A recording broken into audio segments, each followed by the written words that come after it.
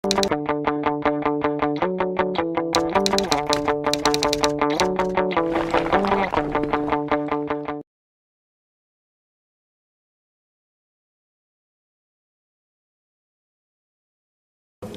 yo soy Blanca Espinosa, también soy estudiante de sexto como Soles. Mi tutor ha sido el doctor Pedro Alcántara. Y bueno, yo voy a hacer un poco una pequeña revisión farmacológica a propósito de un caso que no es nada espectacular, pero un caso que cualquiera de nosotros podría tener en la consulta.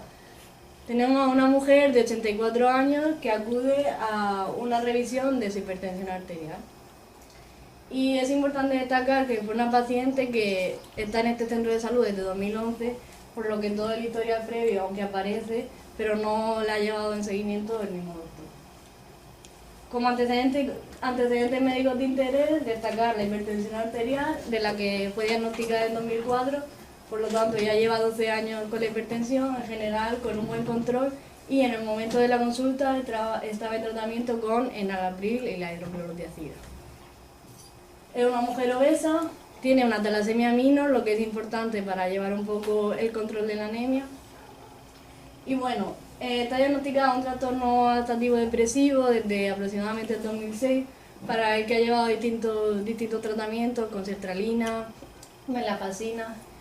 Y estuvo con la venlafaxina hasta 2014 y actualmente solo está tomando Orfidal nocturno, aunque lo utiliza más como hipnótico. También está diagnosticada de una espondiloartrosis por la que sufre distintos dolores, y en 2014 el reumatólogo, en una radiografía tras observar cambios artrósicos y un pinzamiento del L2, diagnosticó una posible osteoporosis. Por ello y por el dolor, porque tenía un dolor muy fuerte, se le recetó el tritisol, que es un antidepresivo tricíclico y que toma desde ese momento uno nocturno, y un bifosfonato y el calcio y la vitamina. También en su historia aparecen episodios de pirosis, pero es la historia antigua, por lo que está en tratamiento con omeprazol desde ese momento, desde el 2006 aproximadamente, 10 años. Bueno, en la historia actual, la paciente acude el día 14 a su revisión de hipertensión arterial, lleva bastante tiempo sin venir, y en un primer lugar la vemos clínicamente estable, no aparece sintomatología ni una reagudización. Sin embargo, al observar la analítica, se observa que aparece una creatinina de 1,20 y al calcular el filtrado glomerular se calcula de un 41,6 mililitros por minuto. Nos ponemos a revisar analíticas anteriores y se observa que en una analítica de 2015, que fue pedido en un estudio preoperatorio, no fue pedido en el consultorio, ya aparecía un nivel de 1,21, que al preguntar a la paciente, 1,25, que al preguntar a la paciente pues nos dice que el anestesista le dijo pues, que tomara líquido y no le dio más importancia. Y la anterior es de 2014 y observamos que tenía una creatinina de 1,06, que era menor, y que el filtrado glomerular calculado era de 51. Con estos hallazgos podemos decir que nos encontramos ante una enfermedad renal crónica probablemente de grado 3B, porque es menor de 45, y hay 1 porque la albuminuria es baja. Ante estos hallazgos pedimos una ecografía renal para descartar patología orgánica y una analítica de control. ¿Qué nos planteamos respecto al tratamiento en este momento?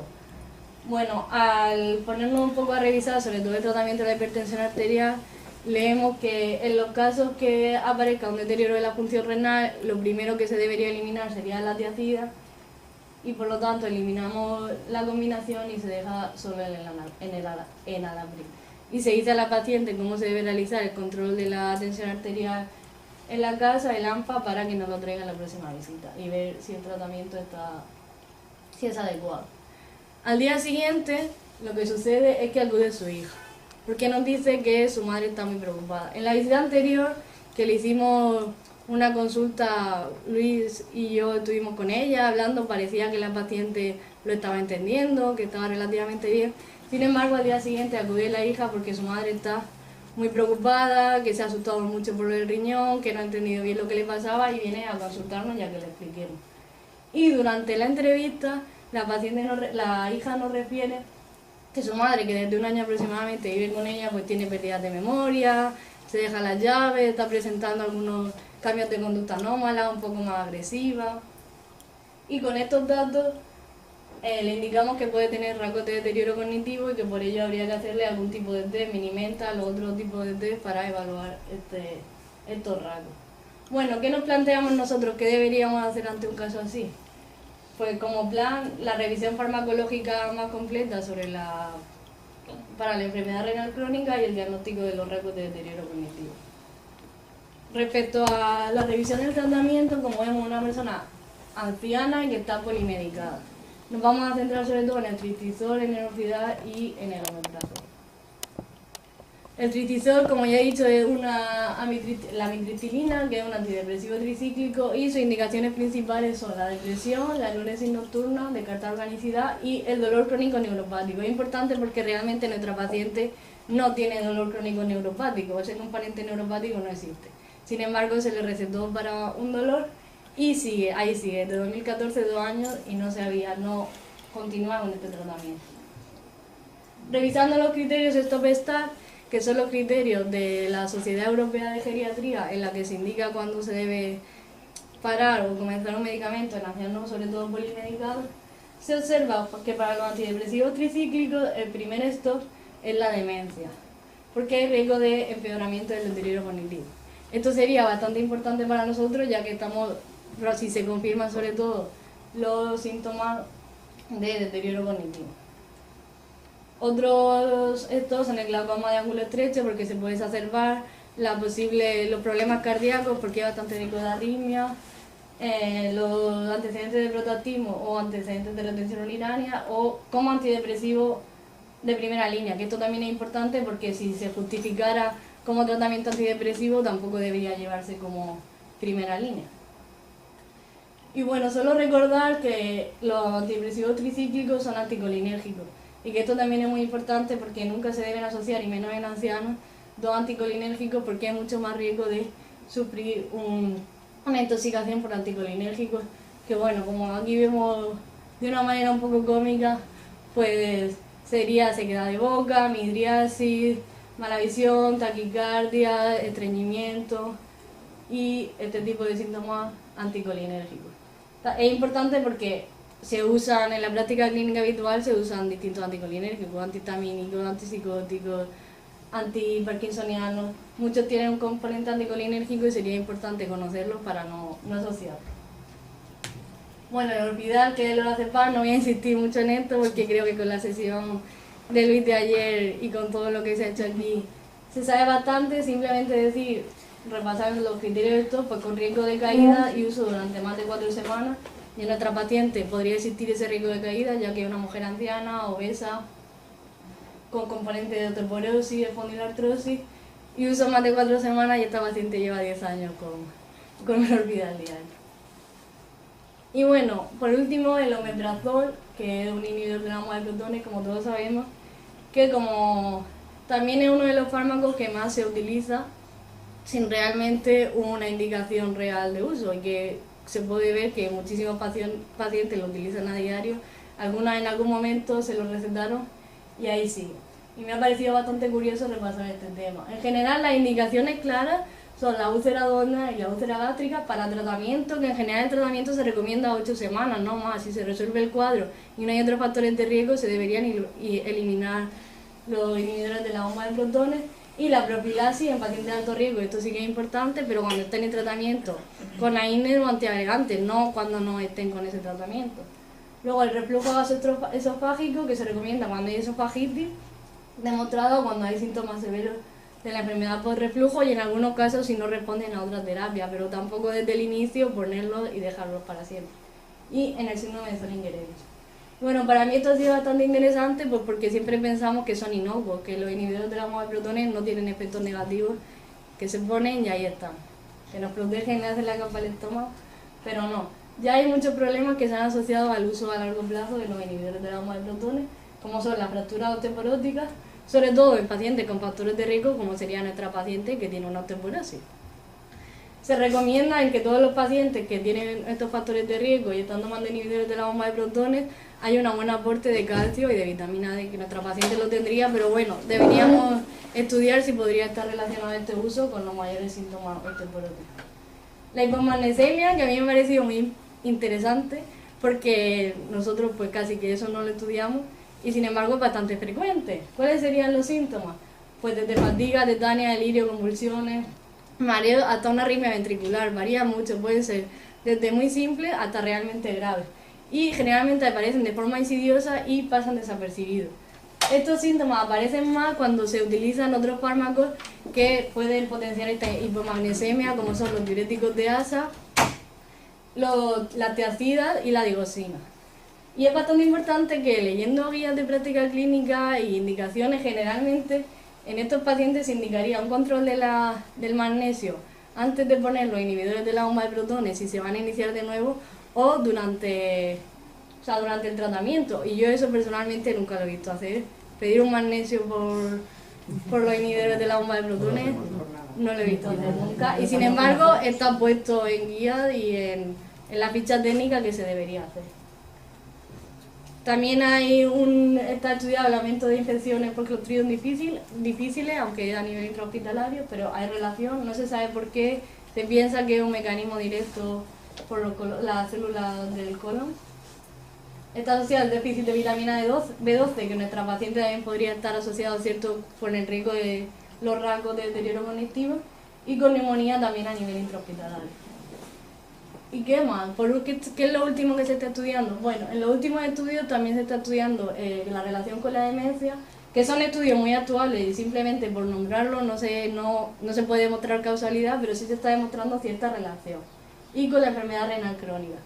Ambos estudios son de abril de 2016, de este año, este está publicado en la JAMA y este es la Sociedad de Nefro. No se puede sacar datos concluyentes porque los estudios son muy recientes y se necesita más experiencia, pero como datos, aquí están y creo que sería importante también conocerlo y estudiarlo a más largo plazo. Y bueno, para terminar, ¿qué haríamos con nuestra paciente? Pues según lo que hemos estudiado, en los criterios de STOP y bueno, lo que hemos ido viendo, se debería valorar y la retirada o el cambio de estos medicamentos con la paciente, estudiar mejor toda la situación, las indicaciones, porque también es importante que las indicaciones no están muy bien, no se sabe muy bien por qué está ahí. Y bueno, ya en caso de la paciente deberíamos evaluar el deterioro cognitivo, hacer un control de la insuficiencia renal y de la hipertensión arterial. Y como reflexión del caso, ¿qué me llevo yo de este caso y cuál sería la reflexión? Bueno, pues que creo que es muy importante cuando nos viene un paciente y más en familia, porque el médico de familia es como el que engloba todo, que es muy importante repasar la medicación que lleva el paciente, repasar las indicaciones y sobre todo repasar las interacciones, que sería integrar los conocimientos. Y bueno, yo lo que creo que se necesita para ello es tiempo, conocimiento y sobre todo motivación, porque si se quiere, todo se puede hacer. Y bueno, ya terminar la bibliografía que se ha usado, sobre todo los criterios STOP-STAR 2015. También se han repasado los criterios BIR, pero es que son prácticamente idénticos que los STOP-STAR, incluso los de STOP-STAR están más completos. Y la ficha técnica medicamentosa y ya un buen artículo a través del PAP, pero esto es lo más importante. Bueno, dar las gracias, yo quería dar las gracias en general por el rotatorio a Pedro y a Luis, porque la verdad es que me gustó, bueno, y a todos por mostrarnos que es la familia, pero con ellos porque estamos más. Que muchas gracias porque realmente en la carrera no estudiamos prácticamente nada, yo me cansaré de repetirlo, y es una especialidad muy infravalorada, pero que sin embargo todo el mundo que está pasando por los centros de salud está contentísimo, pero muchísima gente se está planteando realizar la especialidad y creo que es importante que hagamos esto pues para que la gente conozca de verdad. Y ya para terminar, hoy es el Día de la Tierra. A mí no me gustan los días mundiales porque creo que todos los días deberían ser los días de todos, pero creo que es un buen día para focalizar en esto. Hay que cuidar el medio ambiente y bueno, esta frase me gusta mucho. Esto es de un pueblo de Guatemala, que en todo el mundo tenemos la misma preocupación. Después de que el último árbol se ha cortado, el último río se ha envenenado, el último pez se ha atrapado, entonces se darán cuenta de que el dinero no se puede comer. Cuidemos el medio, cuidemos la tierra porque es el único planeta que tenemos.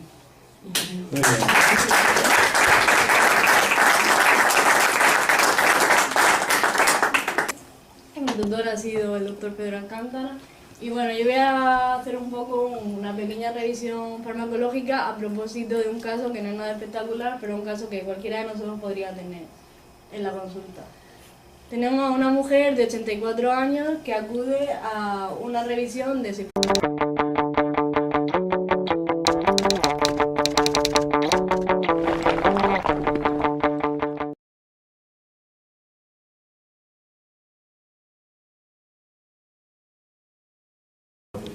Yo soy Blanca Espinosa, también soy estudiante de sexto como Sole, hipertensión arterial.